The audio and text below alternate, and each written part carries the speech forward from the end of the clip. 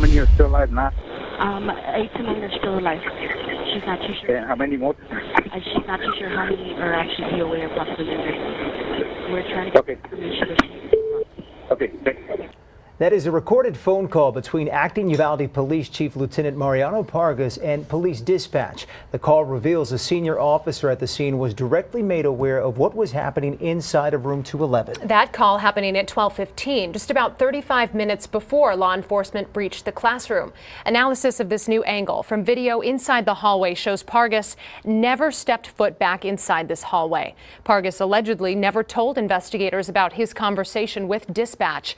He later claimed that he didn't remember hearing radio traffic about the 911 calls. We knew we had heard all those shots, but we didn't know whether there were kids in there were kids alive, there were kids, we had no idea.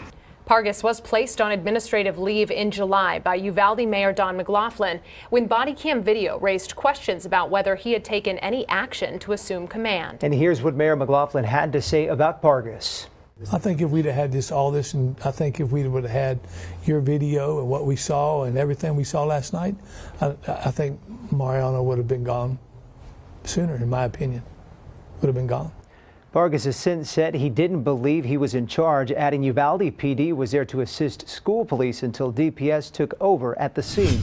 Many law enforcement leaders who responded to the Uvalde shooting have come under the microscope of investigations and public finger pointing. One agency that's avoided the spotlight is the Uvalde County Sheriff's Office. That was until today. News 4 San Antonio's Matt Roy was able to speak with the sheriff and has more in this story tonight.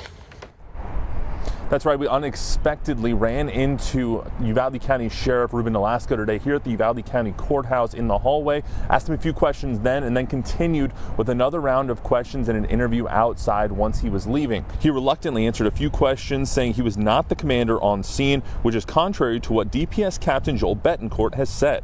Nolasco says on the day of the shooting, he first responded to the shooter's grandmother's house, tended to her head wounds, and then arrived on scene around 35 minutes after the gunman entered rooms. The information that got to me when I got there was it was a barricaded individual. That's it. So when you have a barricaded individual, it changes the dynamics of everything. So that's what was relayed to me. By who? One of my own gentlemen, one of my officers, one of my deputies told me that. Sheriff Nolasco last made headlines when the Robb Elementary School shooting House Committee was meeting here in Uvalde. He resisted cooperating with their investigation until threatened with civil penalties. Now, Nolasco says he's now cooperating with all entities who are investigating the matter, and he's spoken with everyone that he needs to. However, he has yet to speak with the families involved in the tragedy over at Robb Elementary. Speak with the county judge, Bill Mitchell, and Precinct 4 Commissioner Ronnie Garza. They said they did not know that he would not be here today. However, they had a feeling he wouldn't because of the transgressions of earlier this week. Now, Mitchell wouldn't comment on Pargas' standing on the court specifically, but did say citizens can petition to have Pargas removed. Mitchell said the state law says Pargas does not have to show up to any meetings, nor do any of the other commissioners or the county judge, but the commissioners also don't have the power to remove Pargas even if they wanted to. Now, I asked Garza what his response was to the video after the meeting.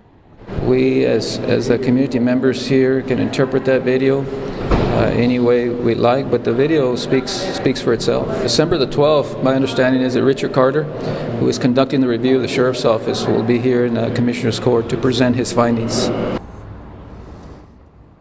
Now, that last little bit right there was a little bit of breaking news for us. Garza tells us the independent review of the Uvalde Sheriff's Department has been completed and will be presented to the County Commissioner's Court on December 12th.